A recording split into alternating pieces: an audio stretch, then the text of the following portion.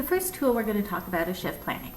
It is very important that you familiar yourself with this site, as it is where all the training is completed, as well as where the shifts are scheduled and where you input your availability. So this is what the shift planning dashboard looks like. On the front page, you'll notice any messages that Patty, Sushi, Lori, or Adam may want to communicate to the team. So the first thing we're going to do is we're going to edit your profile and make sure that everything is up to date. To do that, just click on the icon in the top right corner of the screen and select your profile. So in here is going to be all your personal information. We won't go through everything, but we just want you to double check that everything is correct and up to date. So I get this information from your new hire contract that you submit to me, but again, you just want to make sure that it's all right so nothing goes to the wrong place.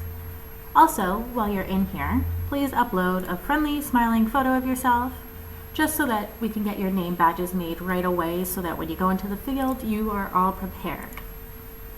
Now to set up your availability. Say you're not available because you're taking a cooking class on Wednesday evenings or something along those lines. All you have to do is find the time that you're unavailable and drag, and then immediately it turns red. That means that you're not available for this. Say this was a mistake and it was actually Thursday. You just drag right over again. You're available again, and then you put in the correct time there. The most important thing we use shift planning for would be the training. It's really important that you complete this before going into the field for your first day, because it'll just make it go so much more smoothly. You'll find your training on the dashboard, so back to that first page that we've done. As you can see, I'm 0% completed the training, which is terrible, so I'll have to go in and do that. So to do that, just click Resume Training, and it will take me to where I left off. We provide training on all the job roles, as well as some of the background on the most common high-end items that you will come across.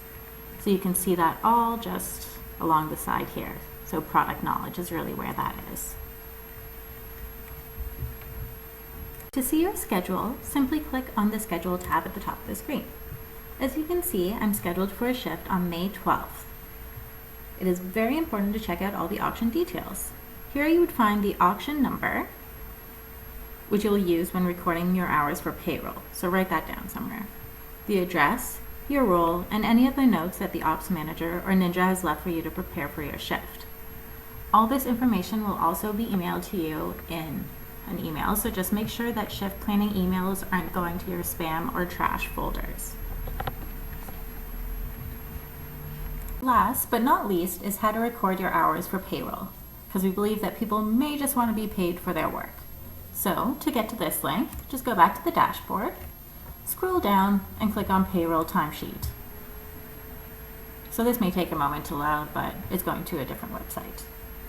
So this is why it is so important for you to write down the option ID that was located on your schedule. So you would put it in here. I just chose a random option here. So there you click on it. Next is to just put in all your information.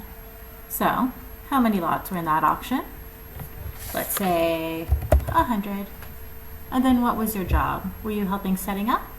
Was this a preview shift? Were you cataloging, working a pickup, maybe doing photography? And then sales and marketing, production master, and admin aren't really things that you're going to be doing at this time. Next up, you just say whether or not you're the lead that day.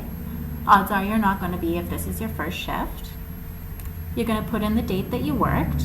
So let's say Friday the 10th. And then you're going to just drag to when your shift was. So let's just do a nice little 9 till 5. Next, you're going to put in just a whole bunch of information. So if you're the lead, gives you a bit of information there. If you're working a preview, all the information that you need there. So, say you had to drive a considerable distance to your auction there. You would just show your collapsed rows, and then in here is where you would put all that information so that you get reimbursed. And last but not least, you're just going to click submit, and then all your hours will be calculated. So you don't necessarily have to do this the minute that your shift ends, but it's a really good practice to do it within the same day that it ends, just to make sure that you're all set there.